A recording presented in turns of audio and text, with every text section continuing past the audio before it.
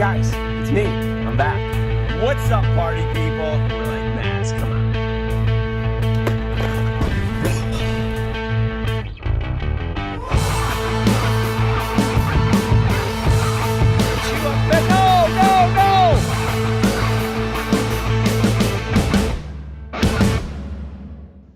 All right, this show is taking a turn for the.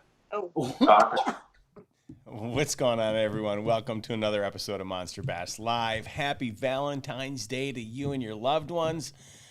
Hope you're having a Hallmark holiday for the books and doing something special, or maybe you're just going to hang out with us for the next hour and a half. I hope you do, because we got a great show for you. We got Chris's longtime fishing buddy, the Delta's own Donkey Slayer.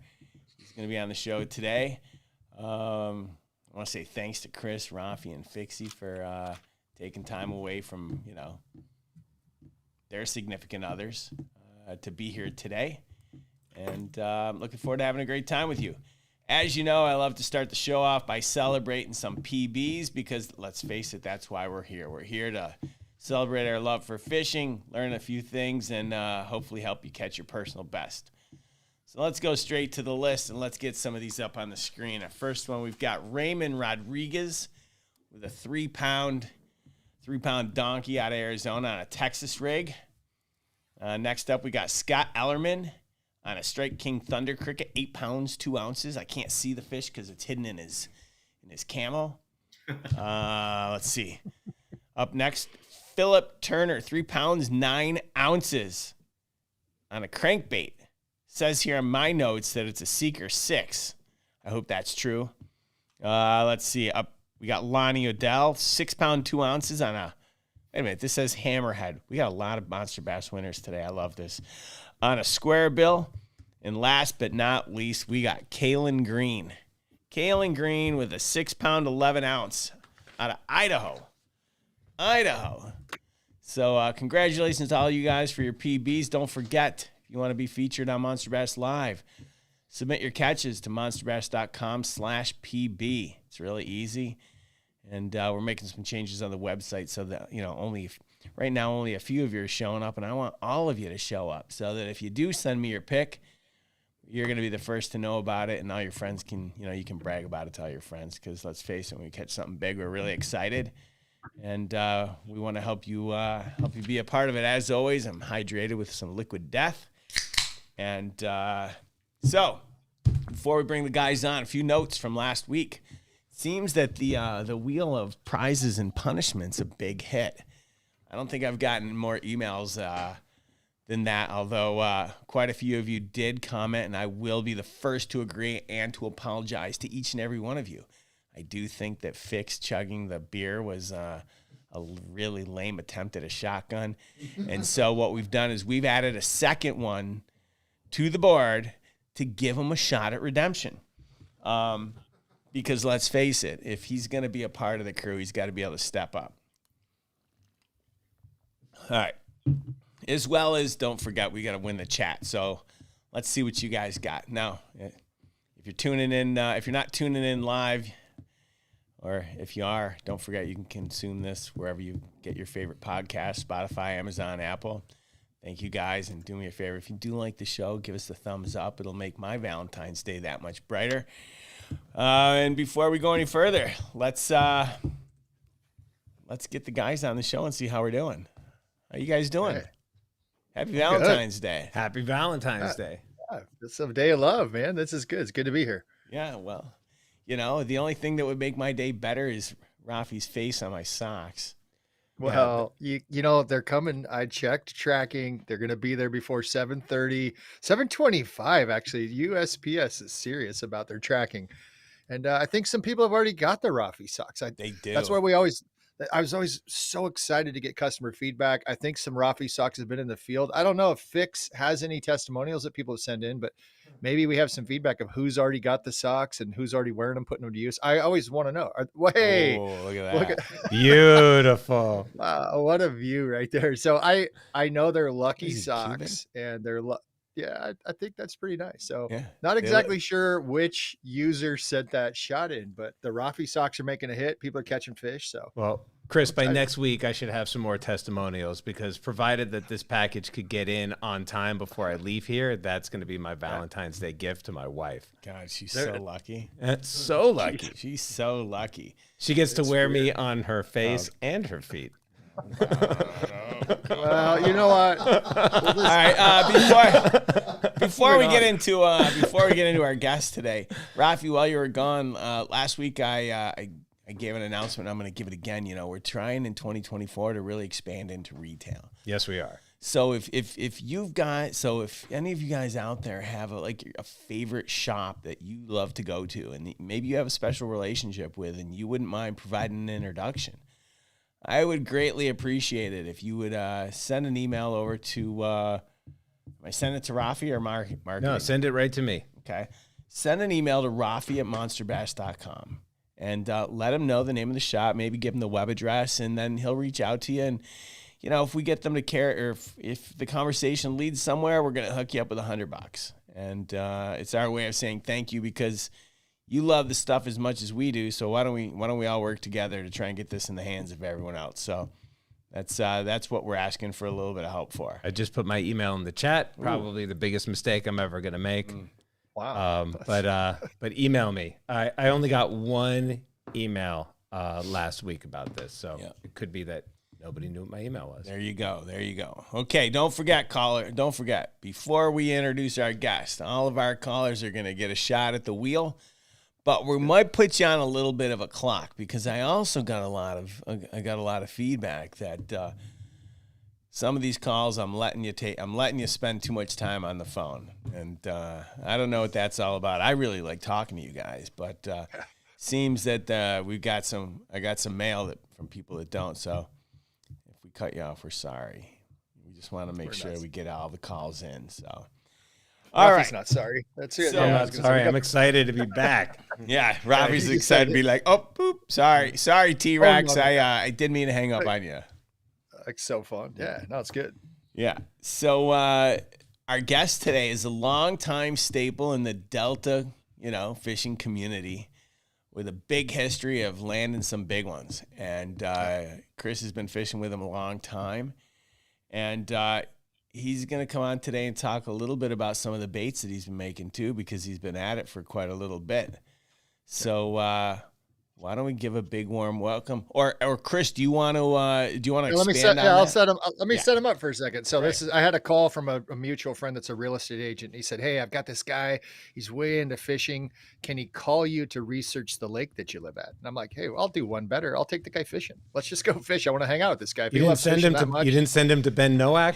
I did send him. I'm like, I could have virtually fished with Ben. I didn't know about this offering yet, but Ben, you're on the hook for later. But instead of fishing virtual and choose your own adventure, I said, I'll take you on an adventure. So he came, we fished, we cruised around the lake and just became friends. And he's, like you said, he's a South Delta guy.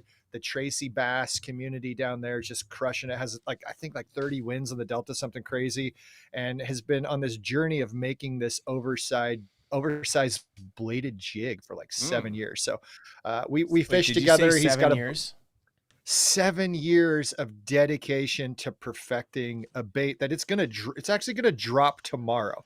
So, wow. And this is the fun part of sharing this and knowing your journey and the fast track idea of crowdsourcing feedback and information and all the things that the Monster Bass community offers.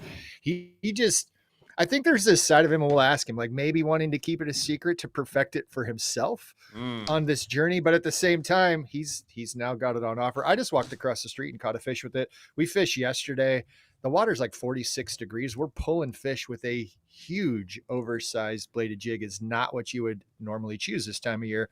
And it's working. It's calling up fish. So we'll get into all that. But yeah, John's become a good friend. We have a lot in common, and he's really serious about catching fish. So let's get him on the show. We'll start getting some questions. I know people can call and talk, but today's going to be a fun day. And I think before to set him up, I will just throw this out there. He takes a boat. His boat is aluminum. And before we go too far, he four-wheel drives his boat. He takes his boat during tournaments and jumps sandbars in the Delta to access water nobody can get to. So, I hey, wanna welcome to go. the show, John. Yeah, so you can Nice. take Hey, away, thanks for having Rick. me on. I really No, it's appreciate it. Hello, everybody. It's gonna be Hello. fun. You know, I actually think we have a video of you jumping your boat. I wish we did. Fix, you got that queued up?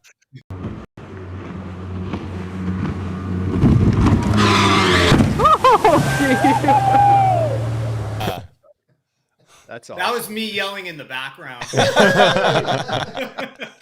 Yeah. So I mean, I wanted to set up the idea because on social media you have a name that is, as people can see on the screen, Metal Flake Marvin. One of your favorite things I know is the shiny, blingy, I'm gonna scare away the fish Metal Flake. Can you give us the background Yeah, with that? it's just this joke. I guess years ago, I got on it was now it's westernbass.com, and I'm forgetting what it used to be. But you had to pick a name, obviously a username, to go on this bass forum, very big. And I thought, what would be a good name? And then a friend of mine's like, you should be Metal Flake Marvin. And it just kind of stuck because I don't have, my boat has no metal. You know my boat. It's an aluminum boat. It's gray. There's no metal flake on it, right? And I thought, perfect. Yeah, I'm making a little bit of fun of all the glitter rockets that are out on the water these days.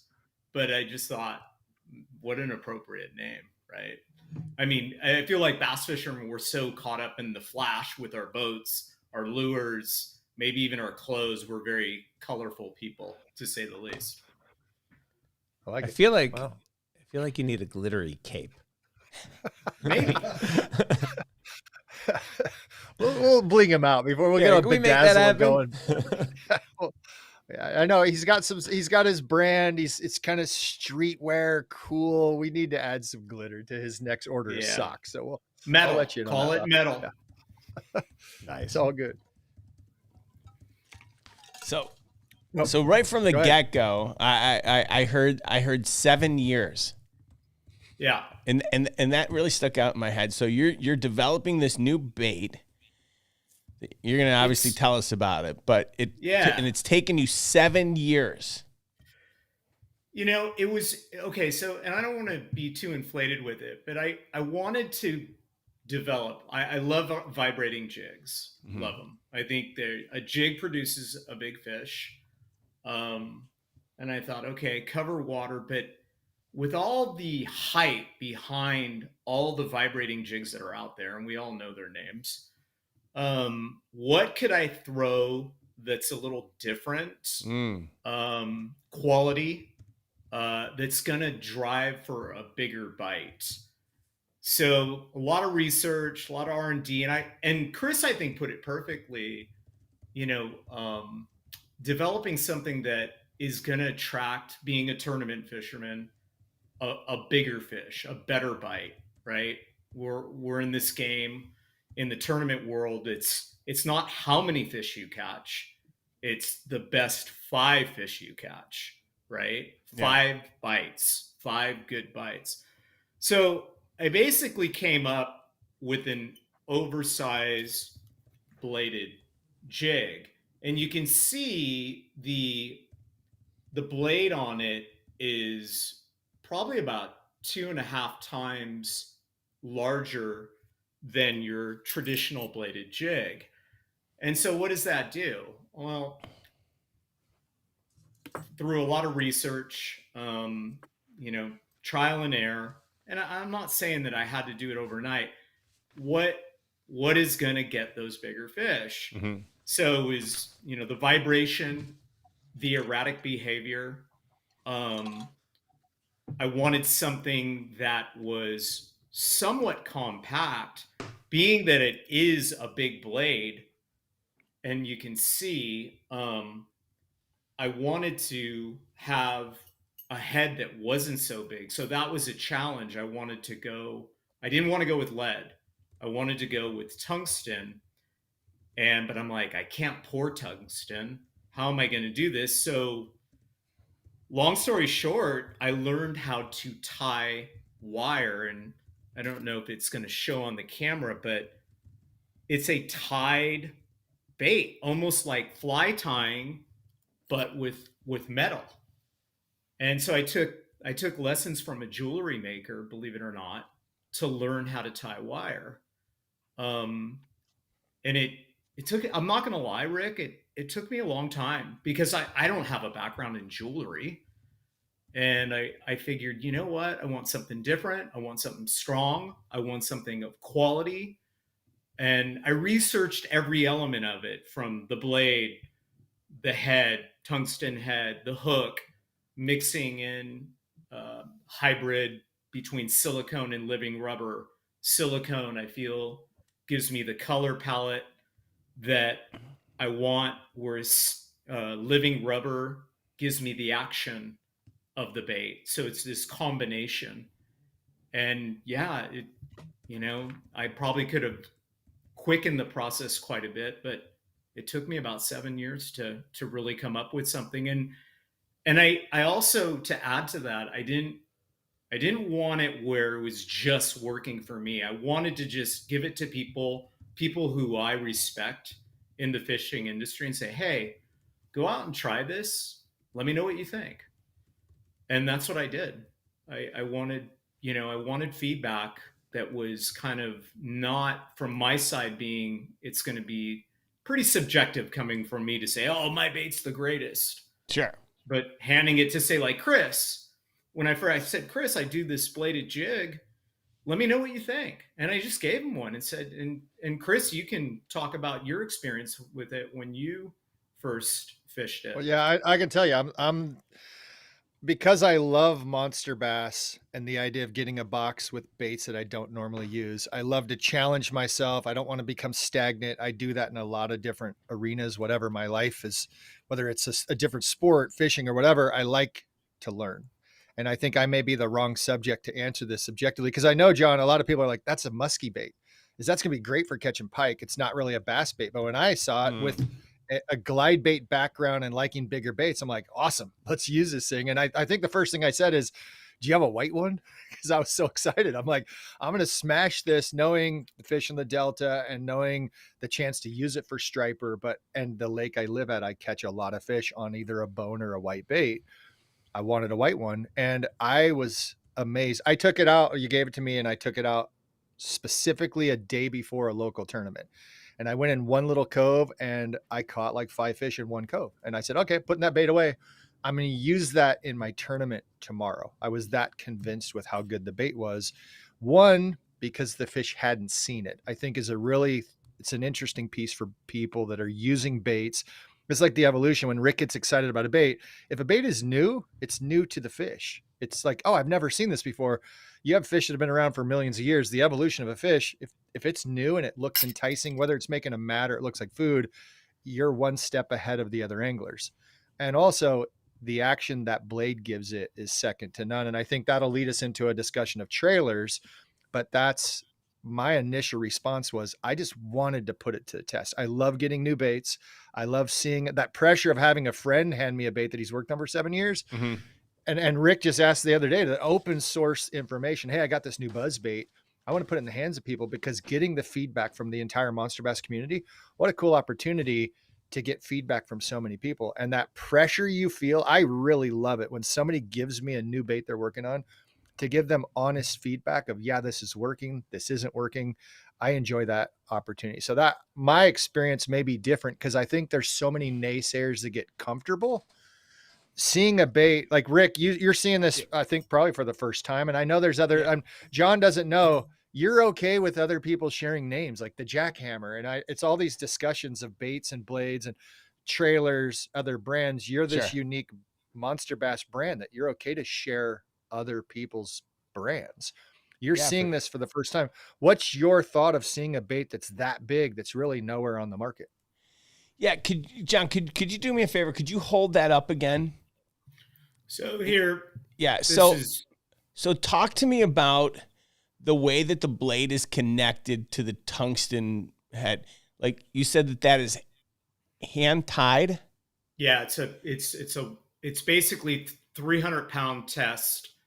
Okay. Basically, it's more torsion stainless steel that I tie it. Sure.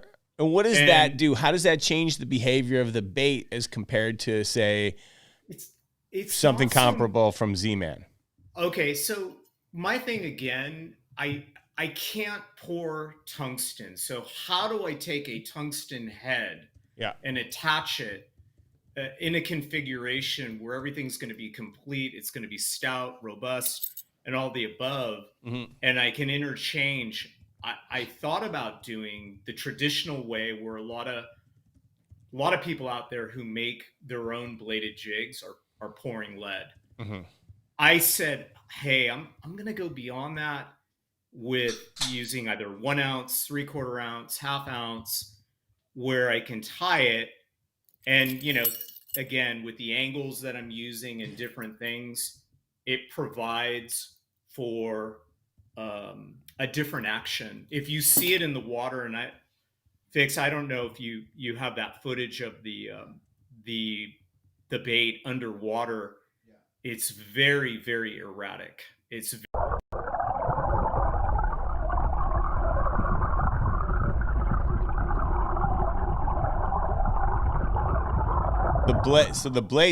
blade's not just like, it's all over the place. it's all over the place.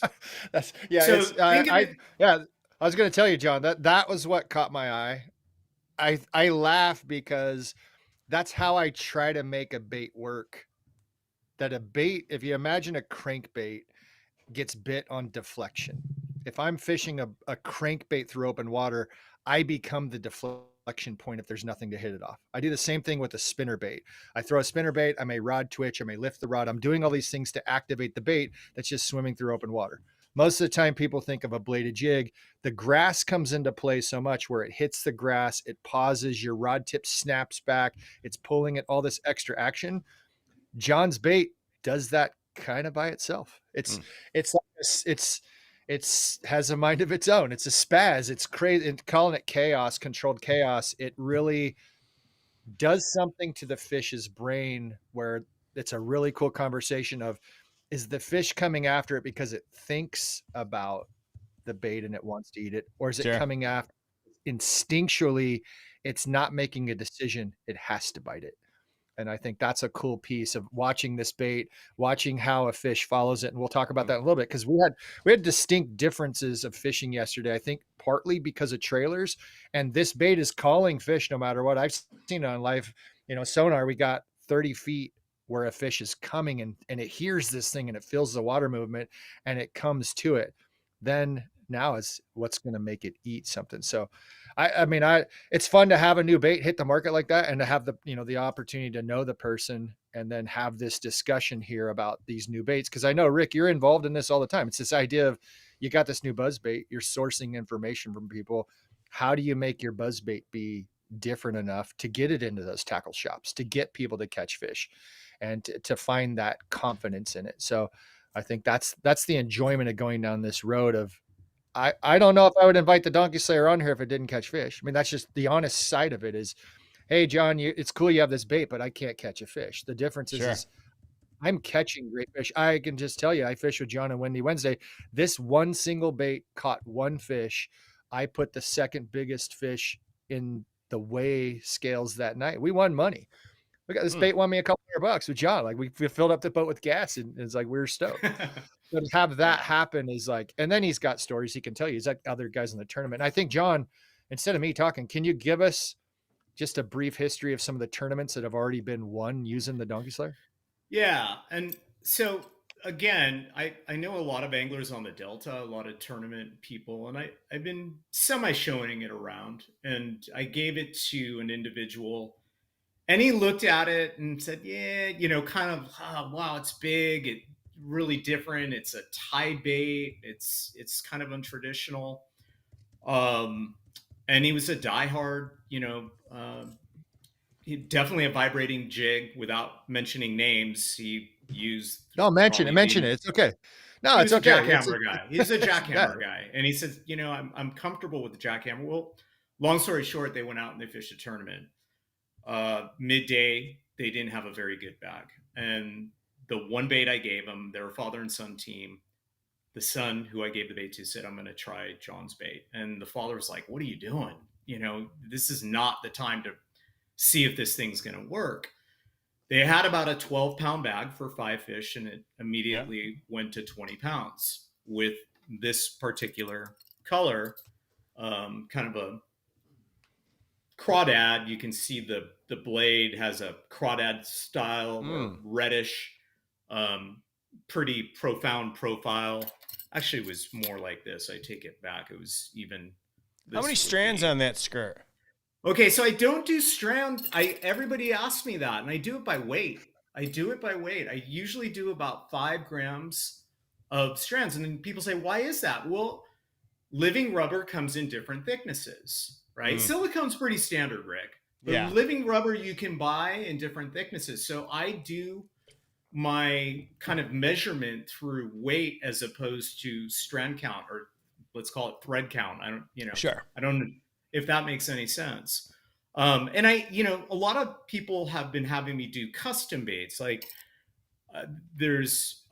we have trout in our local lake, and so he wanted something trout in color. You can see the pink, the green, kind of the silver. So I get these requests now where people want specifics. Crappie, you can see it kind of has a crappie, kind of a juvenile crappie that is. So I've been playing around not only with the action and the controlled chaos, but what colors that I can do that would be, I guess, in demand for various types of fisheries, if that makes sense. Yeah, it makes a lot of sense. What? Oh, sorry. Go ahead, Chris. No, it's. I just want to bring a highlight. Like, we've had some comments, and this is the fun part about having a podcast that people may just be listening to. One person, Arthur, said it looks like there's a manhole cover on that chatterbait, which is awesome. And then Mr. Gambit said some stuff that I can't repeat because I don't know if it's PC, but the reality of like what is going on in people's minds when they see baits like that. I remember the first time I saw a Roman-made glide bait, and I'm like, are you seriously trying to catch a fish with like a 12 to 14 inch glide bait? Like what are you catching? Because I'm not thinking that a fish is going to eat that. I think that's what registers with a lot of people at times. And then you really think like, oh, wow, I catch fish on 10-inch flutter spoons. That is just a hunk of metal. And it's like using these flutter spoons out in the middle of the lake. Your blade is so small compared to a 10-inch flutter spoon. And the entire profile of a chatterbait, a bladed jig, it doesn't matter what we're calling it. You're talking top 7 inches. With trailer and blade connection, and that's not a really big bait by today's standards of big bait people. Yeah, so I think that's. I think it'd even be less than that. But the one thing that I want to point out is, you still can catch a lot of 2-pound fish on this bait. That's not the issue. The issue is that you're hoping to drive a better quality bite. And like I use the example of my friends who fished the tournament, they were getting 2-pounder after 2-pounder after 2-pounder on, the other vibrating jig. And then it's not like they got giant fish, but their 2-pounders averaged up to 4-pounders, if that makes sense. Sure. And I guess it's, you're looking for the better quality bites using this style of a vibrating jig. I think this sum it up. I was going to ask Rick a question. Like, as a bait manufacturer, John specifically is offering a bait that might lower your fish catch count. Like, you may have less fun if that's what you're going after. But I'm gonna say, John, I don't catch 1-pounders with your bait. I catch 1-pounders when I use other baits, but I just don't catch a fish that's 12, 14 inches. It's got to get a little bit bigger. It's got to get closer to that 2-pound range. When you're making baits, Rick, is catch count, total fish making happier, like more happy anglers? Or do you really like I think it's an interesting concept for you. Are you looking at baits that are driving bigger bites? I'm looking at making baits that are driving bigger bites. I mean, I think if we go back to Brandon from Brown Bait Co. said it best. Mm-hmm. He's going to chuck a big swim bait all day long because he's looking for that one big bite. And he's not looking to catch lots of small baits, right?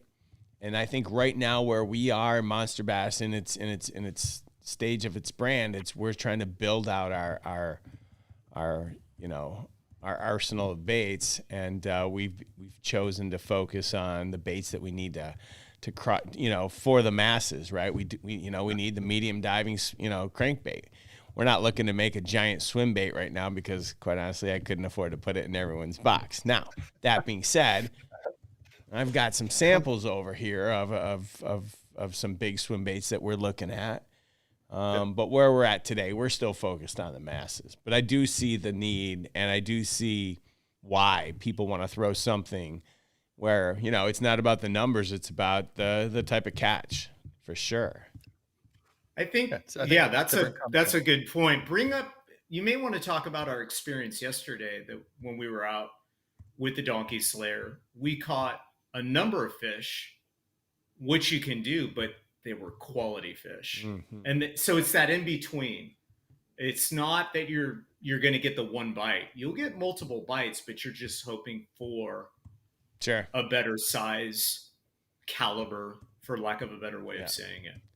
Well, you know what I'd love to do? We've got a caller that's been on the line for quite some time. Why don't we take a call, and then let's get back to talking about the action from yesterday. So all right, caller, you're up. Hey guys, how's it going? Great. How are you? Where are you from? You know where I'm from. I don't know how I'm doing. I don't even know who this is, to be honest with you. Marty the Party. Fun. Not ringing a bell. But whatever. Go ahead. You probably got a dumb question anyway.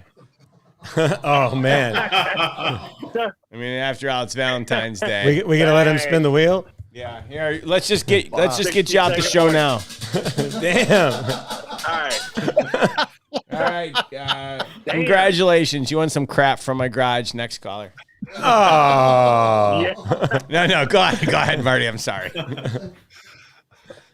All right. So, John, one of the things I want to ask is, you experiment with other baits, like spinner baits and things like that, because, yes, I myself, I got some of these, I found these online somewhere. They're called switchblades. So they look, essentially like the blade off a bladed jig that I'll turn around and I'll bend them and put them on other baits. But do you also look at other baits besides just a bladed jig that you're, trying different things? Like, I like a really big willow blade for my top blade on my spinner baits.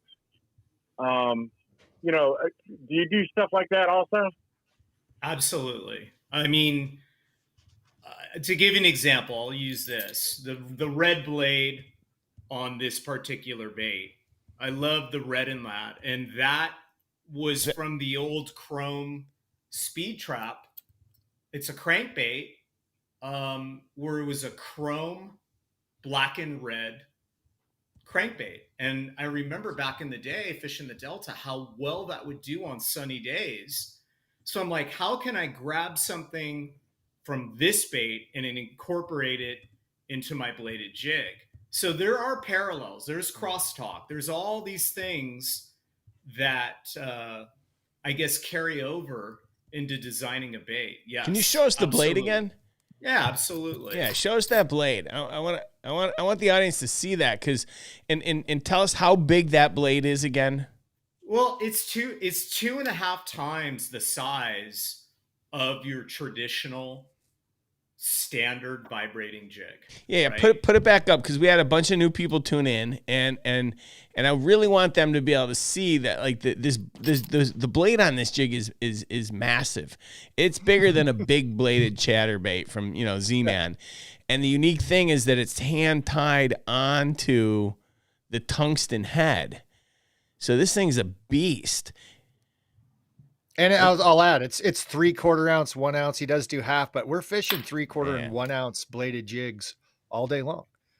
And you're getting a workout. The thing is, like, if you'd have bad dentistry, like your fillings are going to probably pop out of your teeth, because the tactile feedback that is happening with that bait, it's instant. It's vibrating even on the fall. It's wiggling, it's shimmering, it's doing so many things. I think let's jump into the discussion from yesterday. I think that's where we can lead this. The whole idea is you have a bait that has been brought to market now, Donkey Slayer. I love it. Whether it's the jackhammer or anything else. Now, the discussion really ties into Monster Bass with this opportunity to trail that bait. And I think we got, you want to spin, or yeah, A, I want to spin, and B, I want to tell the audience, they keep asking, are these baits for sale yet? Yeah. Tomorrow's the drop. Let them know. So these baits are dropping tomorrow.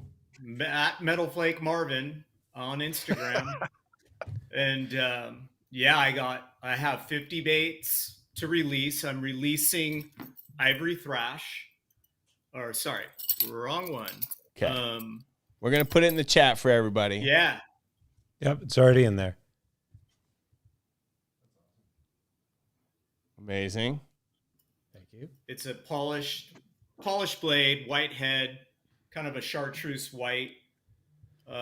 Good springtime color bait and fall.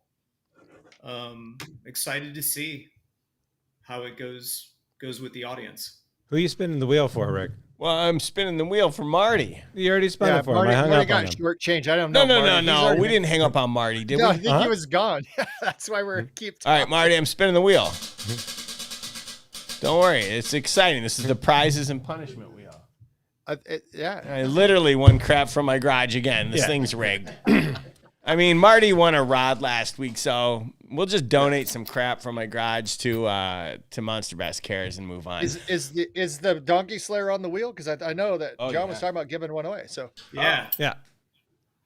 Hey, real quick, Rick, I have one here. This is the difference. Standard, right? And here's mine. So it's quite a bit of a difference. All right, I'm going to ask the question. I'm sure you get it. How big is it in comparison to like the Z-Man Big Blade Chatterbait? It's about probably 30% bigger. Dang. Yeah.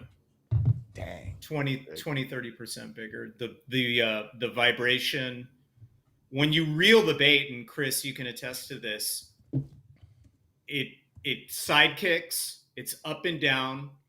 The rod is going almost, the comparable would be like a big bill crankbait. Yeah, like a deep diver. Is that fair? Like a deep diver. Feels like a deep diver. Yep. Feels like a deep diver. Cool. You got people asking in the chat, and I think it's time. Let's jump into the actually fishing a bait like that. I think is important. The cadence, the rod, maybe, but then let's really dive deep into that whole trailer idea, because now you get a chance to customize it by each individual. And there's a lot of opportunity talking about soft plastics. And we got the PB craw. I think you have the PB craw from Monster Bass there on one of the baits.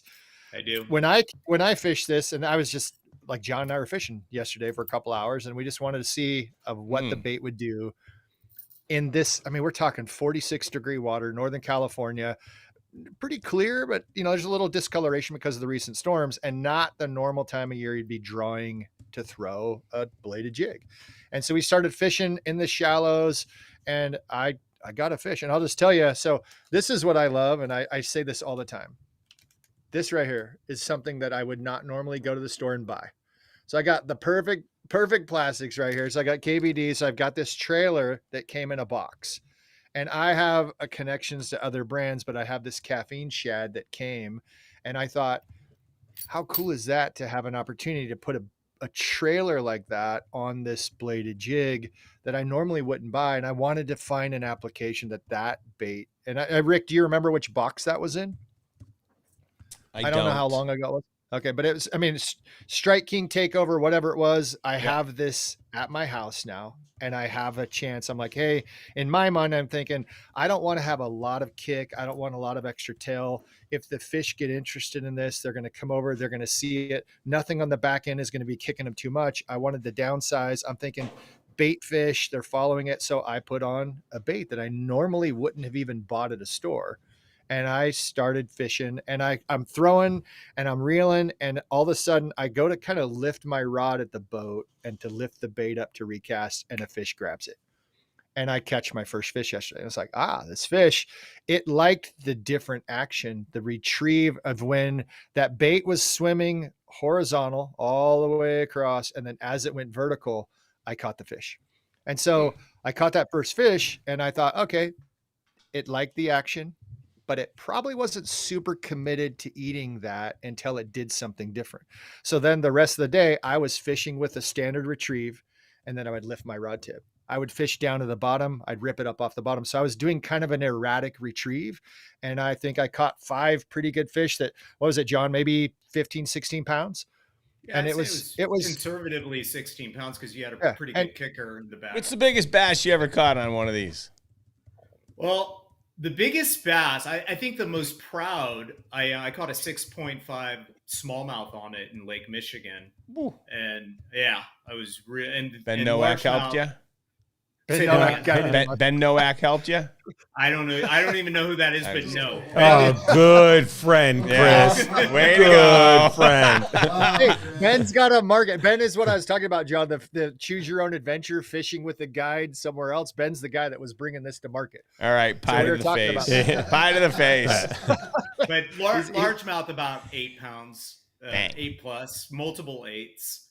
What's the smallest fish you caught on it? I've caught 1 pound fish. Really? No, absolutely. Absolutely. What kind of hook? I say that. Yeah. That's the other thing. The hook. I did a lot of research on the hook. And when I first designed it, I had a lot of problems. And I, on a whim, on a recommendation, somebody said, go with the Aaron Martin's Gamakatsu vanadium steel heavy duty worm hook. It's a G finesse hook, and that was a huge game changer for me. Huge as far as keeping fish pinned. I don't use a very thick hook. Yeah. But I use a hook, has a little bit of flex, will not break. The sharpness of it is like no other hook out there. I can say that confidently. This hook made such a huge difference. Wow. And you get to say Aaron Martin's name. No. I mean, I mean that's somebody who I very much respect. As, John, R.I.P. Aaron. Yeah, for sure. I mean, a legend, and So I think the thing is to touch on what were you having problems with? Because I already know the story. You were losing a lot of fish. You're getting fish to bite, and having a hook. You touched on it just so slightly, having a tiny bit of flexibility. And you also said a hook that's not too big a diameter. When you start making that hole really big in the fish's mouth, and it's yanking, you have this big fish turning its head, and you have that blade and that tungsten weight to pull against it, you're having a chance for that fish to pop the bait and losing fish. It was what was your numbers? Tell the numbers, because I know the numbers. Tell the numbers of what you were losing and what you ended up with. It was almost 30-40%. No way. We're coming off. We're coming off, and I was using, I won't name the brand because I think it's a great hook for its application. Sounds like it's a sharp, it's a great hook, but it's a thicker hook. Yeah. And I just felt like it was tearing these big holes. And so I went to a smaller diameter hook, but that vanadium steel, it's coated. It's a very expensive hook to buy, unfortunately. Yeah. Owners are expensive. But this is the one I'm using is Gamakatsu. Owners are expensive. They are expensive. They are expensive. So I just, I finally crossed that hurdle probably about 2 years ago. Okay. And a world of difference. I'm not going to say you'll never lose fish, but of course. Chris, how many fish did we lose yesterday? I don't even remember, I didn't lose any fish. I was going to say, John, I got a video for you if you need it. It's all about hook sets. I haven't lost a lot of fish. And I tell you, if I was losing 30 to 40% of the fish I was hooking into, and the quality of fish, I would cry. I'd probably quit making the donkey slayer. I'd be like, I'm out. I'm a firm believer in softer rod tips because of my time in the kayak and being next to the fish and the intimate thing of when a fish sees you. I think one thing is fishing in the higher water column, fishing a bladed jig, you're catching fish that are pretty aggressive. And very often these fish tail walk, they jump, and that's what you're dealing with, is a very wise fish that knows how to throw a bait. And so you're catching 3, 4, 5 pounders, you're dealing with a different beast. And so having a hook that helps keep it pinned, I think is super important. Rick, going back, I wanted Yeah. to quickly bring up when I went and caught that 6.5 and I went with a guide and I showed him the bait and he looked at me and he said, "You're going to throw that for smallmouth?" And I said, "Yeah, I make it. I want to try." And he, "We're going to drop shot. We're going to finesse." And I said, and sure enough, second cast, there I had it. Amazing. And yeah, so I was, again, I think there's a lot of misconceptions about size. Sure, you got to size down for sure sometimes, but other times, no, not at all. It is Valentine's Day, and so there are some people here that are going to tell you that size matters. And if you don't mind, our next caller knows a thing about losing fish. So if we could bring on our next caller, let's get him on the line and see if he can debunk this for us. Go ahead, caller. Hey, somebody's got to lose fish. Yeah, it's the Heartbreaker. Happy Valentine's Day, Heartbreaker. Happy Valentine's Day, guys. Yeah, I got my socks in today. I'm excited. Oh boy. Great. See, Just in time for Valentine's Day. Yeah. Yeah. If you could. Yeah, I'm. Go ahead. Good. No, you go ahead. No, I was just gonna say. I'll go. All day with the wife tonight. Dude, you're getting lucky. I mean, fishing, whatever, you're getting lucky. I'm just telling you, those fish, guaranteed. That's right. Yeah. So I do have a couple of questions. Number one is price point on these, and since you're custom making them, will you make custom colors? Right now, I'm doing the drop. The drop is $39.99. I do and have done custom stuff more for people I know and what have you. But yeah, no, I am doing some custom stuff. It is more expensive. And I usually, how I do it is I basically, without making it sound inflated, I'll basically ask you, where you fish, what's your forage, what is your depth, and let's come up with a color that's going to work for you. I think, and I've had some really crazy, again, like this one is a good example. I just made this. Guy says, I want something that represents crappie. I want it to look like a juvenile crappie. And so I came up with this. You can see the pattern on the blade and the head. Yeah. And then the skirt, I'll back up and you can see it kind of has a little bit of the speckle like a crappie does with the pearlescence and what have you. So, I try to cater to the customer, night fishing, black and blue. I call this blue velvet. Nice. Everybody kind of has their own request, but I wanted to also talk about Chris turned me on to this trailer, the PB trailer, right? Mm-hmm. I haven't thrown this, Rick. I can't wait to throw this because I know with my side to side and up and down and these two big appendages representing, crayfish claws, if you would, and there is, they're lipped. Talk about driving a bite and a big bite. Mm-hmm. I think, there's so many different routes you can go, but yeah, I love, I am going to be doing the drops for sure, but I also, I feel like I kind of owe it, as long as I can handle it, to do the custom baits. How long does it take you to make one? Too long. Right now, I think I've got it down. I could probably, if I have everything organized and what have you, I might be able to get 20 to 25 in a day, but that's with everything really in place. Well, there you go, folks. There's your price tag. I mean, if you're really cruising and you can make 20 in a day, that's not. I mean, how do you scale that? Yeah. Yeah. How I know do we still got a caller. I don't know if we want to We spin do? the wheel. Is a caller? I know he was calling. Oh, Yep, I'm Heartbreaker's sorry. on the line. Heartbreaker. What? Did you have another question? Yeah. I'm sorry, buddy. No, I was just because I would like to get a custom one with a white skirt and a white head with the Cylon on the blades. Ooh, I You like just- that idea. You just described almost the Casper. So white skirt, white head. I'm going to tell you, you got a caller on here, and we want to do diligence. The idea is he's got blades that are powder coated. Like he individually colors each blade. Some of them are polished. He's powder coating a tungsten. So the idea is fun because people are like, oh, $40. I'm like, you can't make this thing for like 150.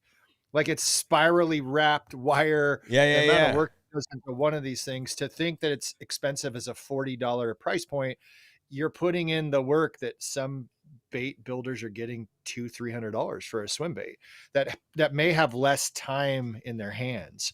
And so knowing what's going into this bait, and I mean, they last. I had one bait that Kelly casted in a tree like 30 feet up at our lake. And I went back recon mission with a pole saw standing on 2 coolers because the bait means that much to me to retrieve it. I risked my life to maybe die to get back the bait because it catches so many fish. So that the testimonials are fun. I mean, the reality is just seeing the fish the thing produces. And then again, that whole chance, like, a caller, you got a chance to maybe connect with John offline, get on Metal Flake Marvin on Instagram, whatever. And then you'll have a custom bait again that the fish have never seen because it's going to be a one of a kind. So that's pretty cool. Love it. Hey, T-Rex, what are you doing? You taking your wife anywhere? No, she had to work today. So it's pants off, dance off party at your house. You're just sitting around eating lobster and drinking just lobster and steaks today? Yeah, just hanging out. Me and the dog. Got my Raphie socks on with my Monster Bass shoes. That's the visual I'm hoping for. Wow. Send a pic. Oh, God. Congratulations. You got some combat wipes. You can clean up a mess. Ooh. Yeah. Clean up Hey, on just, aisle 1. send those to Marty the party. We'll give those to Marty. Because I still have combat wipes from last time you sent me about. I'm sorry. I have cases of them. They once sent me like 100 cases to my garage. Anyways, happy Valentine's Day, bro. Anyway, I don't want to take up Happy Valentine's Day. I don't want to take up too much more time because I don't want everybody yelling. So, everybody, happy Valentine's Day. Yeah, that's about it. Okay. Nice talking to you.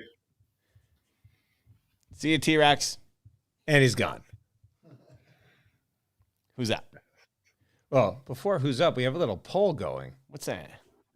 What celebrity does Rick look like the most? Oh, so far, God. Caillou is winning. Who's Caillou? Caillou's that like horrible Canadian bald little kid. All It's right, like a cartoon. I'm ending this poll. I want to say thank you. I got the hype man out there. He says he's got bail money because I'm a terrorist in California because I was deforesting. I actually still heat my house with wood. Rick and I have talked about that. So the fact that I went and retrieved a bait from a tree with a pole saw, I'll go on record. I still use a chainsaw that's burning gas, and I split the wood by hand. Good so yeah, for you're you. right. I'm going to jail for that someday, but I'll see you guys there. Yeah. Do we have another caller yet? We sure do. We got a couple more on the line. Let's do it. I'm ready to spin the wheel. All right, go ahead, caller. You're on the air. Hey guys, it's Billy McFadden. How are you tonight? Billy. Hey, Billy. Hey, Billy. Billy. Billy from Red Bank adjacent, Billy? Yeah, sort of. It's a few miles north.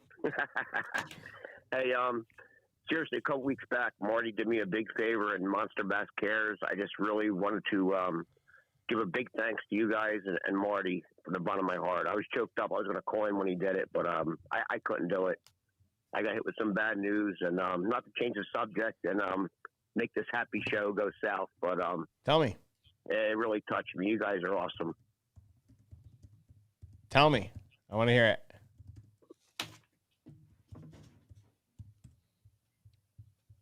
Hello? Yeah. Are you there? Yeah, did you hear what I said or no? No, I didn't. Oh, I said, I said, not to change the subject or anything, but I really want to give a shout to Marty for Ripping Lips and you guys, Monster Bass Cares. I got some really bad news, and Marty reached out. He got me my box for the month, and from the bottom of my heart, I was really choked up when it did happen, and I was going to call in, and really appreciate you guys, appreciate Marty. I got diagnosed with 3 types of skin cancer. Oh. And so kind of beat me up there for a while. Marty really lifted my spirits. So I just want to thank you guys. Yeah, thank you. And remember, the best thing you can do for yourself is to stay positive, right? You got to think good thoughts. You got to believe that better days are coming and you can beat this. And, cancer sucks. Oh, yeah. Played a big part in taking my father's life, and I can tell you the one thing that extended his life 100% was the way that he approached it. And my dad was a glass half empty kind of guy. It was the only time in his life that he looked at it with glass half full.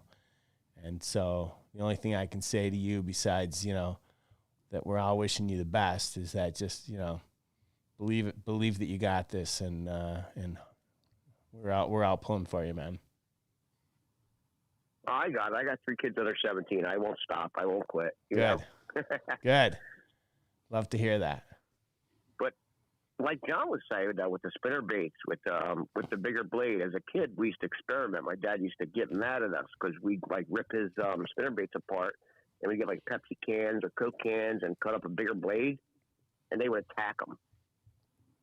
So that bigger blade really does. We had problems with it, because we still had the smaller standard hook. These come with spinner baits back in the 90s, and 80s. But it really does entice him. He's really on to something there. Yeah. Huh.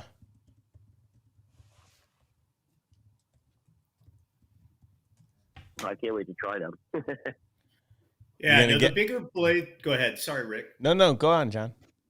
Yeah, the bigger blades, I think there's this, it's not going to be right for every situation. But even Chris pointed out, we were fishing pretty clear water yesterday. And a lot of people would say, oh, clear water, you could maybe go to a smaller blade. But that's not necessarily the case.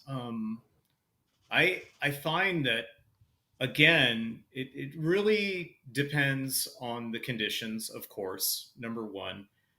But I think a lot of people are intimidated by these bigger baits. And even when I hand them over to people to try, they look at it. Oh, I get the comments, the most recent one. Oh, this is a musky lure. And I'm like, no, I don't musky fish. I don't even, maybe it is, but it's definitely proven himself, and definitely not just the Delta. I mean, reservoirs, deep water reservoirs, shallow lakes. I think I've not just me, but I think enough people have fished it where it has proven itself in many, many different situations where we all experience throughout the year with water clarity, temperature, all the variables that are given when you're bass fishing.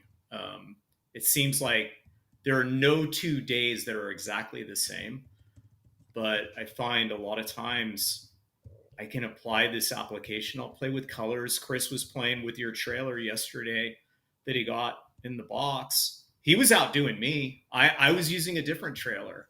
He was using the KVD trailer.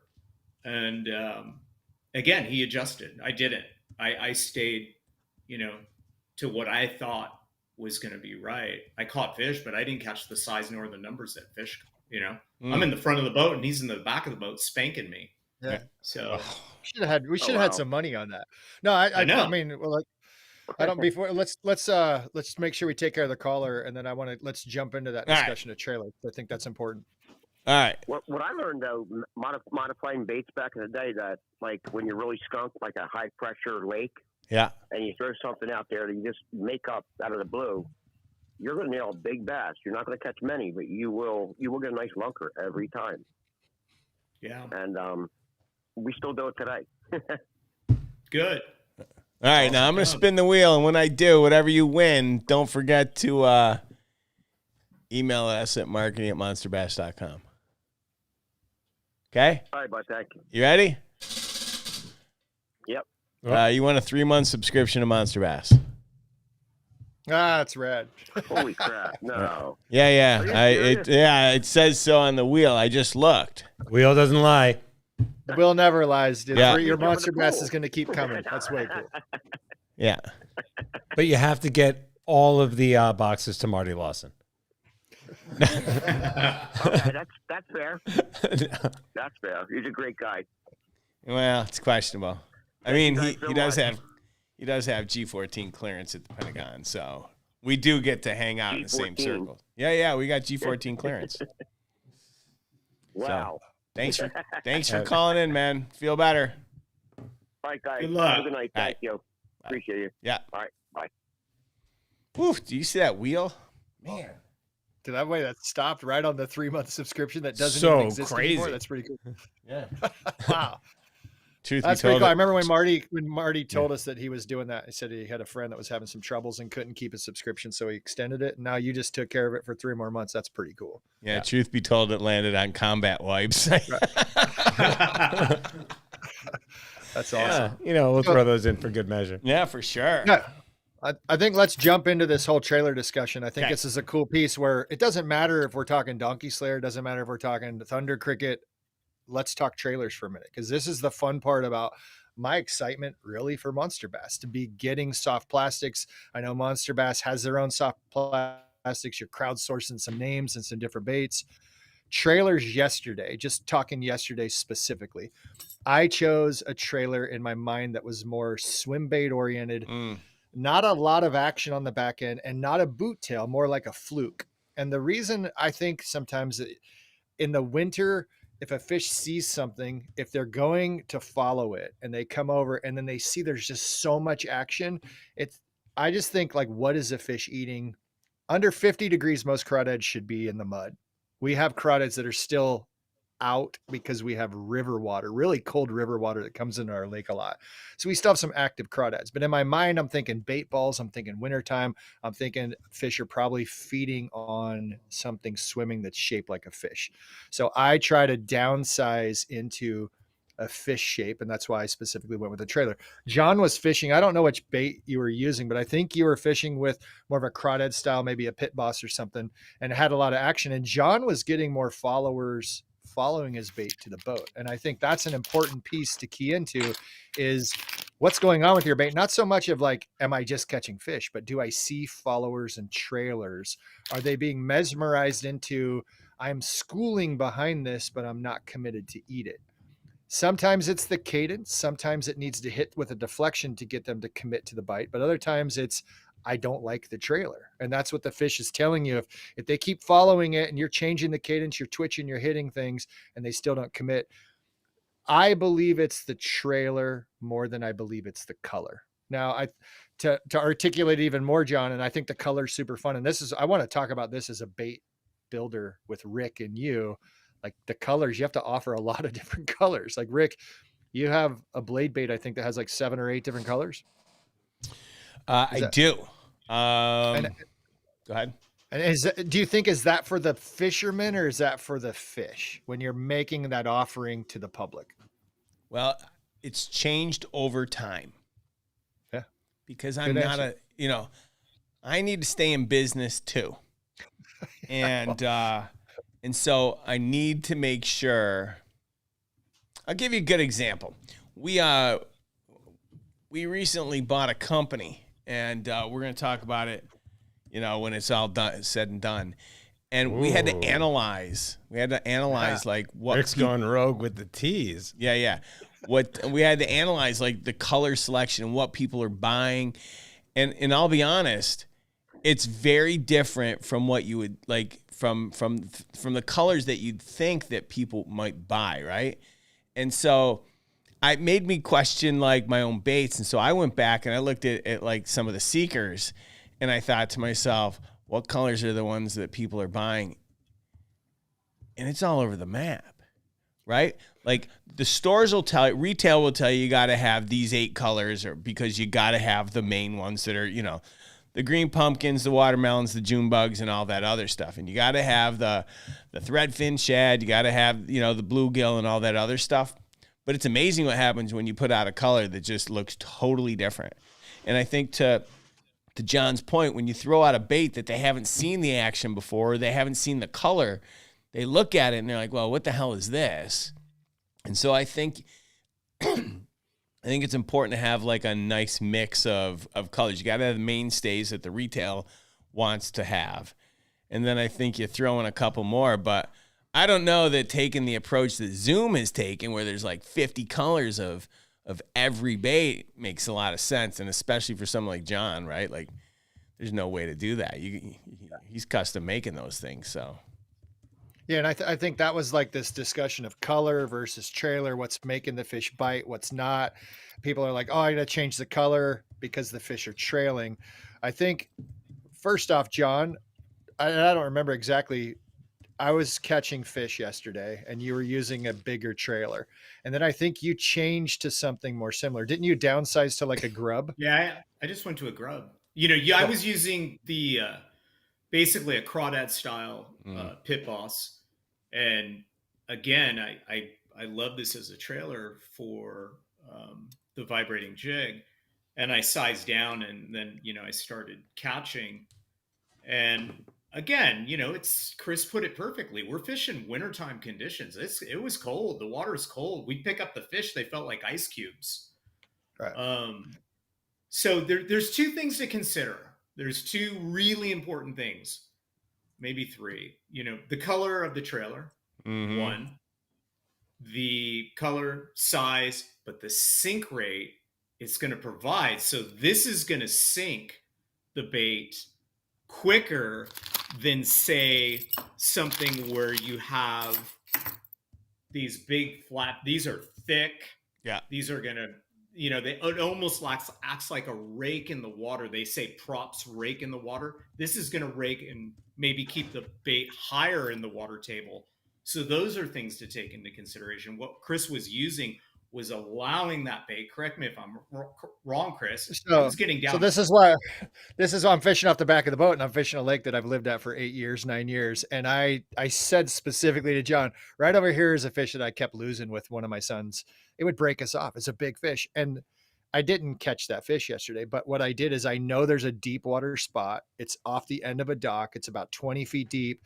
And I threw a bait that I knew would drop quickly, and I'd fish a bladed jig near the bottom. And so John's hitting on it specifically of what I was doing is I was targeting fish at a deeper depth, and I was using a trailer that was allowing me to get that bladed jig to that deeper depth quicker. And I caught a fish exactly where I told John where the fish live, because I'm fishing a bait to the fish that I know where the fish are at. I know I'm fishing these structure areas, and that's why I can fish on the back of a boat and maybe catch a few more fish because I'm more intimately connected to the lake. But having the trailer specifically to get my bait to the bottom faster, I do believe is I was able to present that bait at a longer amount of time in the strike zone for the fish to eat it. So I think that's a big consideration as people is how long does it take for my bait to get to the proper depth? How long will it be in front of those fish that are down at that depth? And so it's just lengthening by attrition. I'm going to be in front of the fish maybe a little bit longer by having the right selected piece. John, I know you've caught, you've caught so many. That pit boss is a really cool example. Is you can take that, and even I think this is one thing that I want to bring up if you can, that bait that has the monster bass PB craw on it. When you have your bait, you mentioned we were talking in the green room prior to the show. That's a bluegill, and I think a lot of people will take a trailer, and the first thing is like, that's not a bluegill shape. That's a crawdad shape. But when it's swimming, how smart is the fish to recognize that's exactly a crawdad shape? It's a simulation. That's what it right. comes So down to. it could turn on its side, and you can mount that actually on that hook, so it swims more like a bait fish presentation to put it vertical versus horizontal. But I think this whole key is understanding what the fish is doing. It sees this big bait, it swims over. It's the big bully in this underwater school of fish, and it's coming over almost to mouth it or to punch it or to get rid of it and to get it out of its area. Maybe not necessarily to eat it, but because there's no arms on these fish, all of that takes place with its mouth. And so you can start to see that with the strike. I did get a couple fish yesterday that I said, man, it choked it. And I think that's an interesting piece of information to take away is, where is the bait in the mouth of the fish when you set the hook? Is it just lipped it, or did it puff its gills and actually annihilate it and want to eat it versus lipping it or nosing it and hitting it away? So I think those are some takeaway pieces when people are trying to figure out their trailer. You'll know if your trailer is the right piece that a fish wants to eat, because it's going to devour that bait and it's going to swallow it. So it's that term of choking it. That's specifically because a fish has puffed the gills and sucked the water backwards and pulled the bait deep into its mouth. So that's a fun thing to go, yeah, I nailed it. The choice of the trailer is really good. The fish are eating this thing. And so that's a fun way to pattern your trailer. Talk to me a little bit about the color, Rick, if you can. I know soft plastics and having the chance to change colors, custom colors. What's that journey been like, thinking of like when you're doing the PB craw and knowing you now have other manufacturers making baits, like a specific this example of the Donkey Slayer? Do you take into considerations when you're choosing monster bass colors to match other baits, or are you doing things, because knowing that PB craw is great Texas rigged, you can use that on, I probably rig that up 25 different ways with a Tokyo rig, Texas rig. I could nego rig that. I could use that so many different ways. But now as a trailer, do you worry about other baits you make to match it? Are you getting to that custom piece? Where are you at with that with the bait manufacturing? Yeah. So one of the things that we've decided to do, we're going to standardize on 8 colors that we think we need to have to satisfy retail. And then what we're going to do is we're going to release custom colors in the box. So one of the things that we'll be doing with, I think it starts in April, probably April, with the April box and everything moving forward, we're going to start putting custom colors of everything in the box. Not only our soft plastics, but we're going to start working with the manufacturers to make custom patterns, custom colors, because I do think that one of the things that we have the benefit of is the ability of them to give something to the Monster Bass community, to get their feedback. So I think having the 8 standard colors that we need to have, and then introducing custom colors to the audience, and whether it's on a regional basis or whether it's across the board, and then getting feedback and seeing what people think, will be a really big part of what we do. But unfortunately, because we are playing this balancing act with, I'm going to have to make Tackle Warehouse happy, right? And if I don't have one of the key colors, they're going to tell me, right? And they're going to suggest very politely that we get it pretty quick. So, but at the same time, I want to have something with the Monster Bass community where when we have conversations like these, right, we can start to talk about the custom colors and bring those to life. That's awesome. I guess that's the secondary question back to you, John. You're getting feedback like right away. You had a caller tonight that wants something different. Yeah. That's a really cool opportunity to have them be able to connect with the bait designer like yourself that can do these one-offs, and to have something. I think there's some amount of joy in all of us, if we're not the bait manufacturers, but to be able to have some say in the 100%. Design and the color. And that's the beauty of like this Monster Bass. I love, Rick, what you do is like it's like, oh, here, you can just screenshot this or whatever. You got these little codes on the boxes and the bags to give your feedback. What a cool way to communicate with the entire Monster Bass community, and making a bait that people are happy about and excited to use. I think that confidence you get from having some input with a brand, I think that's why people really, using Monster Bass baits, it resonates with them. They feel like it's part of them, almost gives them that sense of pride that I was involved in bringing this bait to market. So I think that's an important piece. Like with you, John, you've been working on this 7 years. I don't think that you can highlight that enough. Yeah. That's a crazy journey. Crazy. And Yeah, and it's like you're so invested because of the amount of fish. What do you think? Just a guess, and I know you could never pull this off, and I've never even asked you this. How many fish do you think you've caught with the donkey slayer? Oh God. I'd love to say 10,000, but that would be slightly braggadocious. No. Accurate?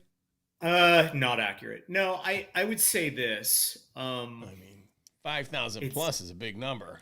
No, Well, so I set him up, and I'm I going to tell you, can't- he manages a lake. Yeah, go, I mean, do you think you've caught 5,000 fish? Because I think you probably have. I've caught a lot of fish on it. A lot. I mean, I'd love to say that, God, you stumped me as far as numbers. I don't, 2,000? I don't know. I really don't know. Yeah, I'm just going to tell you, I always put 100 fish on my mark of, can I use a bait to talk about it? Can I give some insight? I've caught over 100 fish within, I think it took me like a month, because you can go out and have 20 fish days, 25 fish days. You and I have gone out and fished, and we caught 30, 40 fish together. And we've only been throwing the donkey slayer because doing the R&D you wanted to have take place before you brought it to market. Right. Hundreds and hundreds and hundreds of fish. I know Xander from Tackle Tour just released an article, because it wasn't that he was a naysayer, but he gives a bold review of baits, specifically does this thing catch fish? And so he's got this whole review of your bait. It simply catches fish. And now the fun part is the Monster Bass community, whether they buy it or not, to really dive into what bait am I using, what trailer, how do I piece these things together to go out and catch my own fish? I think that's the fun journey to have any bait builder on here. Can you give us some insight of where you went with colors, John? Because I know you have endless. I'd love to say that I came up with it, and I think it's more, and I'm going to be really honest, talking to anglers, really just getting feedback from people who I respect. And I think the caller that talked about successful baits and maybe grabbing colors from other baits, like I've done baits like, Margarita Mutilator. That's a robo worm color. I've done a vibrating jig in the Margarita Mutilator color. Margarita Mutilator, at least in California, is a go-to. We both know that, right? As a plastic. Okay, why not try that in a vibrating jig? And so that's kind of how, I have this, this white and chartreuse. There's nothing unique about white and chartreuse, right? Sure. Yeah. Okay. Go ahead. Caller. Next caller. Bring him. I'm talking. All right. Oh, we didn't know. Update us. Yeah. Tell us. Get us on. What just happened? I was busy looking up the Margarita Mutilator. We got a bunch of callers. We have a bunch of callers. We didn't know, and so we're just chatting over here talking about catching fish. Okay. Let's do it. Hey, Hey. Rick, I just want to let you, I really love the PB crawls. I can't wait until it comes out in a few more colors, because I know there's like 4 colors right now. And then the frogs, I cannot wait. Those are going to be awesome. Yeah, well, I can't wait for them either. We're going to have the craws in 8 colors pretty soon, just in time for fishing season. And the frog. Okay. The frog. Oh, it's my nemesis. I've been trying to make a frog for 5 years. I think I'm ready. I think I'm ready to bring one out. I think I'm ready. By the way, Fix, great work. Sorry, I'm just excited with Fix putting the craw image up while you're talking about the craw. It was great work. It's great producing. All right. Well, sorry. What was your question? Do you know about when the frogs should come out? I think in time. I think like 2027 frogging season, right? I think it'll be in the June box. Wow. That's awesome. June's my birthday, so that's going to be an awesome box. Yeah. Well, you have a lot of faith in that frog. Wow. Let's spin that wheel. Let's get him a prize right now for an early birthday. Oh, look at that. Raphie jump in the pool. Yeah, right. No, I'm just kidding.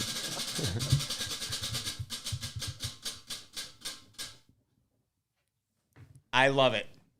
If we could zoom in on this one, Fix is going to get a shot at redemption tonight. All right. Fix needs to shotgun a beer. I can't make this up. It's the wheel. The wheel doesn't lie. It's called the wheel of prizes and punishment.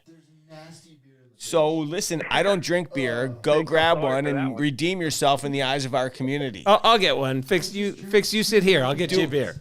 Shotgun a Happy Dad. I just drink too. Well, cry me a river. Somebody do it while we say goodbye to this caller. I'm calling celebrity on Raphie. I just want to say thank you for letting me spin that wheel, for calling in, and now we get to watch Raphie or Fix shotgun something. Hopefully it's not fixed because we know Or we he can did it. get Rick to shotgun a liquid death. Yeah, shotgun and water. Go for the blue moon. I mean, I probably could. But, all right. Thanks. Yeah, I can do a hard kombucha. We're good. We got a kombucha over here. Thanks for calling. Yeah, thank you. Let's blast through some callers. Thanks for taking the call, Rick. All right, man. See you later. Thank you. I can't wait to get that guy the frog. Who's our next caller? Let's take it. Go ahead, Fix. Go ahead, caller. What's happening? Hey, who's this? There's the hype man from Tennessee. Well, look at that. You're not on Oxy. Congratulations. Probably wish you were after you watched Fixie. How you feeling? So I start running this week. Oh, fantastic. Just got back from Kansas City. We watched the Super Bowl up there. So Nice. So you got a question? Chris and John. Okay, go for it. All right. So with the bigger blade, with bladed jigs in general, you have to resist the urge to set that hook really fast, or you might blow out the fish's mouth. Did you have any issues with that when you just came up with this bigger blade? So, Chris, you want to take it, or you want me to take it? I'm going to let you take it because I've seen you set the hook when you're punching, and I swear there's an atomic explosion that happens under the water. So this is a great question, and you answer, and then I'll give you my feedback, because I think there's a couple different bites when you stop feeling the vibration is a certain bite, and it knocks slack in, versus when you actually feel the tug going the other way. So go ahead, John. I'm a big proponent of a fiberglass rod. I'm not saying you have to fish this bait on a fiberglass rod, but I am quick to the set for sure. But I also, with that said, I want give. I use an old school fiberglass rod. It has a lot of backbone towards the rear section of the rod, but the tip, about the, last 20% of the rod has a lot of give. I do fish braid, so I take that into consideration as well. There's not a lot of stretch with braid. So no, you should not set super, super, hard on these style of baits. I think it's more of a detriment. I think there's a difference between a hard set and a quick set. You want to be quick with your set. You don't want to, you're not doing a frog style hook set though, with this style of bait. When you're fishing the mats with the frog disappears. People swing for the stars, hard and very, very fast. This is fast, but it's more of a sweep, if I'm making sense. So I'll answer mine absolutely. Go ahead. Go ahead. I'll answer mine with a question to John. Hey, John, do you ever know when I have a fish on? I mean, no, you don't say, like, you're rarely non-react. Even when you got that big fish on the Delta, I look back and I see a rod boat. I'm like, are you snagged? No, I got a fish.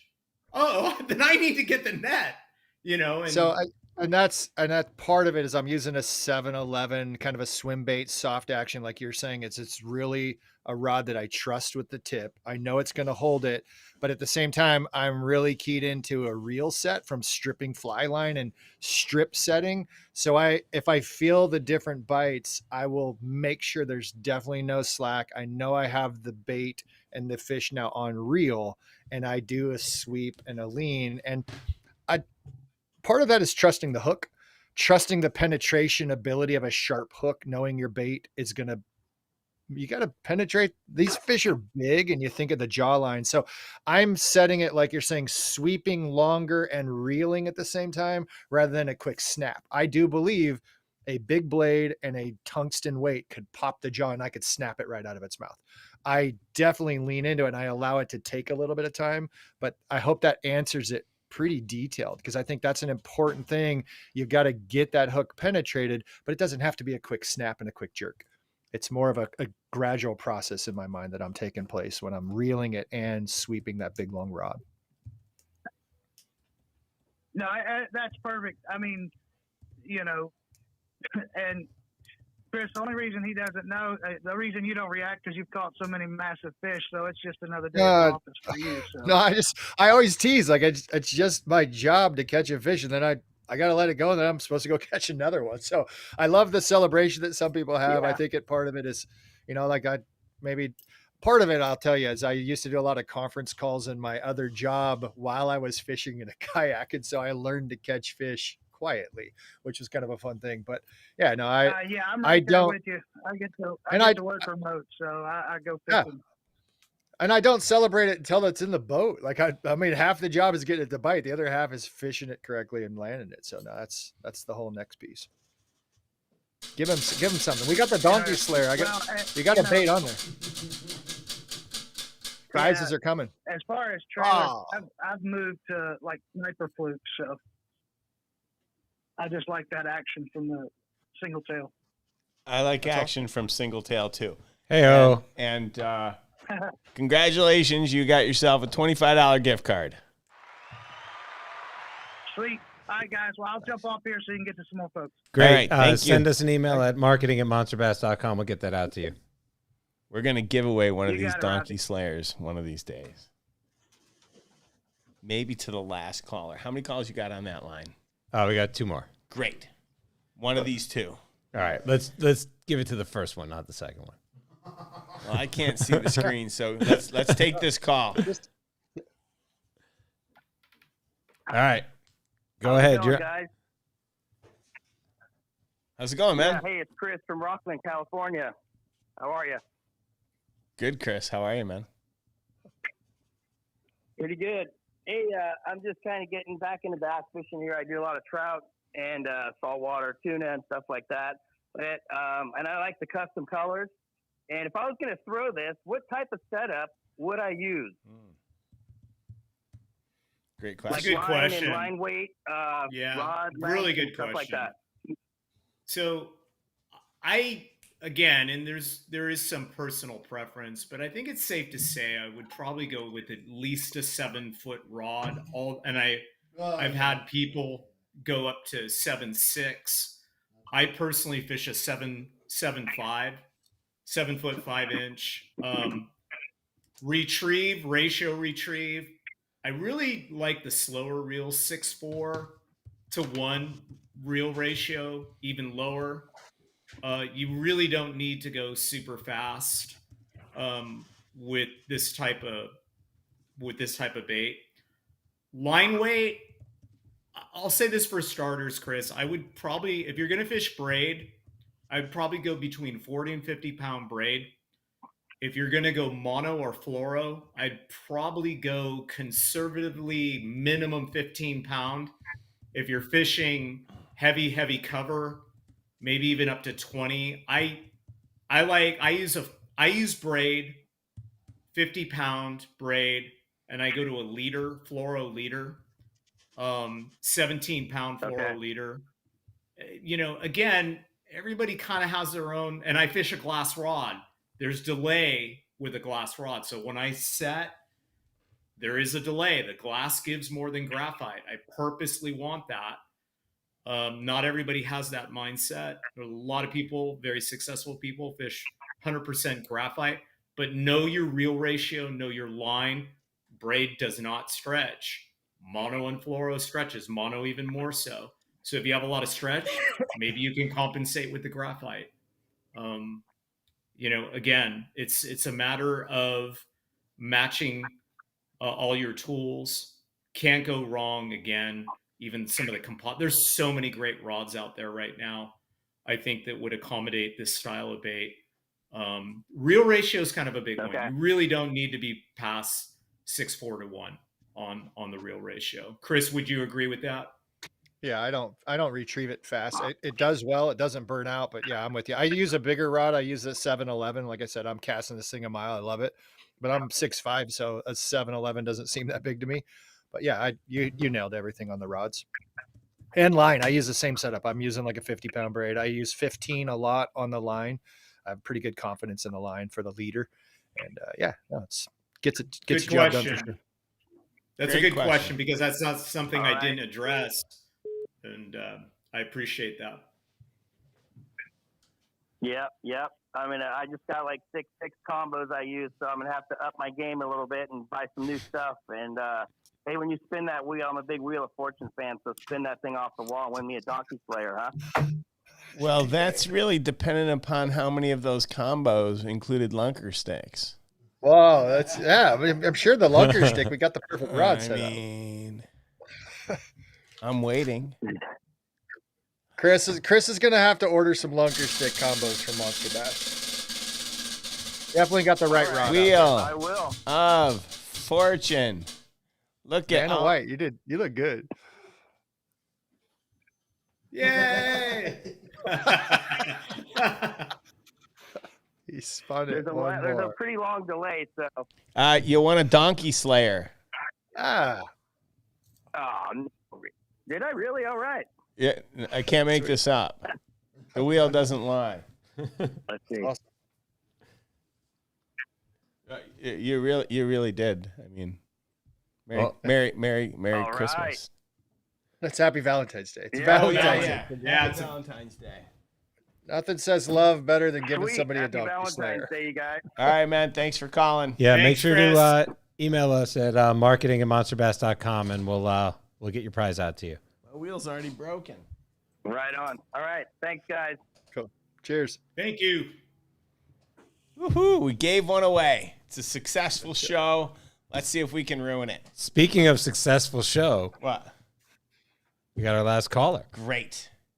Right on time. Hello, sir. Okay, guys, I just heard what happened. You just took my donkey slayer away. I can't believe I didn't get my donkey slayer. No. Everything that happens, Gambit doesn't get a donkey slayer today. No. I'll pick you up. We're headed down to Tijuana. Don't worry about it. Fine. Well, guys, I'm telling you, this is what's been so cool about Monster Bass, man. We got a violence this last week. We got a big maker this week. For sure, man. Monster Bass is informing people what goes on in the bass fishing industry. You got to appreciate that. So what's up there, Rick, Chris, John, and Raphie, a.k.a. Ralphie? What's up, buddy? What up? Well, I'm going to give him a little heads up. I love what he's doing because he's not afraid to go big. And he's by going big with a big blade. I'm going to give him some suggestions because I can tell. I looked at Chris, I looked at him, and they're both wondering what they can put on the back. I'm going to give them my recommendation of what they should put on the back. It is a bounty fish from Jekyll. Put that 6.2-inch bounty fish on the back of a 1.5 ounce and work that thing through the column because that bait at the back is going to make it float a little bit. You should be able to have it slow sink and decide where the fish are at. If you got that forward-facing sonar, and run that big thing through a bunch of fish and see who attacks it. I'm telling you, when you put a big bait like that bouncy fish on something that big, it should be something very unique. Yeah, so I'm just going to tell you, you're way ahead of the game. John has been throwing around the Neko Macho, and this, I mean, you're talking a trailer that he says it looks like a wrecking ball.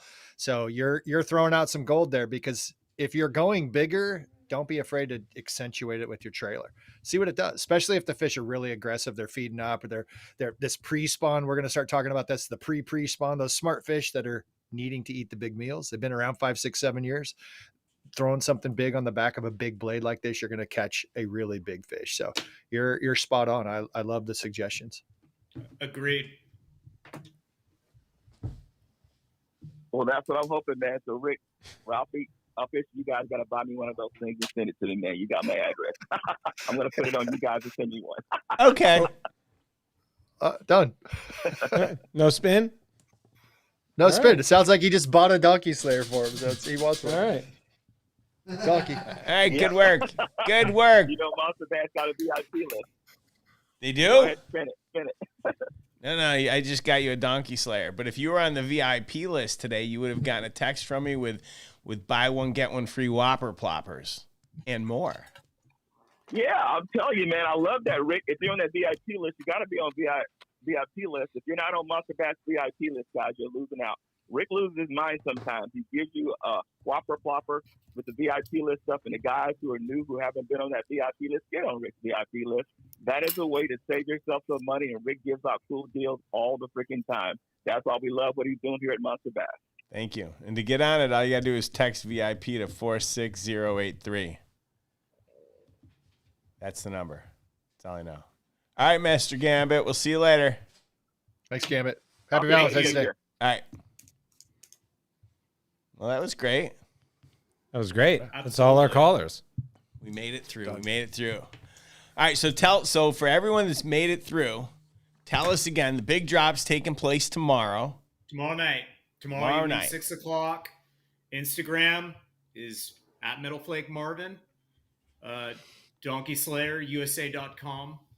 I'm dropping 50 baits. The color is the Ivory Thrash. It's basically a polished blade, white head, chartreuse and white skirt. It's a 3/4 ounce. I think with the 3/4 ounce, and we should have mentioned this, 3/4 ounce is like middle. You can do anything with a 3/4 ounce bait. You can fish it deep. You can fish it in the shallows. I think it's the most versatile of all the weights that I do between the half, 3/4, and 1 ounce weights. So. You're down to dropping 48 baits, by the way. I am. Two have been claimed. So two have been, yep. I am. You're right. I love it. Well, listen, really appreciate you coming on the show. Wish you a ton of success. I hope Thank you. I appreciate you having me on the show. Yeah, I hope that this drop is well received and that you run out of them and then you got to spend 2 more days making them. So I know. It's a lot of time. So it is a lot of time. Yeah, it is. Well, thanks a lot, and thank you. And definitely, we'll let us know how it goes, and you'll have to come back sometime and tell us all about it. Yeah, absolutely. Thank you again. All right, thank you. See you, John. All right. Yep. Bye. Well, what a solid guest. Yeah, I mean, it's pretty interesting. I mean, I know how we're going to. I know how we're gonna try and match that. Do you guys know what's going on next week? I do. You do? I'm excited. Yeah, we're going to talk about cold plunge. I can't wait. We are. So next week we've got the bearded bad man himself, the king of crankbaits, Alex Rudd, back on the show. It's been a while, and we're looking forward to having him back. So it's going to be a good show. And as a reminder, if you're watching this now, thank you so much for making it to the very end. But, you can always tune in wherever you consume your favorite podcasts, Amazon, Apple, Spotify. So we thank you guys so much for being a part of it. If you won something in the chat, make sure you email us at marketing@monster. Oh, wait, we didn't announce the chat. Yeah. Who is it? It's none other than Billy McFadden, who's having a great day today. Why? He said that the Monster Bass new logo for the boxes should be big or small. We catch them all. It's real Pokemon of him. I liked it. Wow. Maybe that's a T-shirt. Yeah. Oh, I like it. Yeah. So, all right. I thought it was a good show. What do you guys think? I think it's fun. Yeah, I like it. The chat was funny. I was reading that. I think we got some good info talking about different trailers, tying it into the box. It's always cool to see the new baits that are out that are kind of pushing. Totally. It's neat. You're a bait. You bring new baits to market all year long, and you have to fast track that. Doing one bait per 7 years, be hard to keep that trend happening. But the reality is knowing what John's doing behind the scenes as an angler, so passionate. I think it's fun to share those ideas, and then it pairs up well. You got Monster Bass products. I'm putting Monster Bass box items on his baits, and that's kind of a cool collaboration. Yeah. Well, listen, if you're still tuning in, don't forget you too can have Raphie all over you on Valentine's Day next year if you pick yourself up a pair of Raphie socks from fishsocksusa.com. Have me all over you whenever you want. There you go. So yeah. If you have a bad Valentine's Day, no way to make it up to yourself than getting a pair of those on your feet. All right, we'll see you guys next week. See you. Sweep the leg. Yes!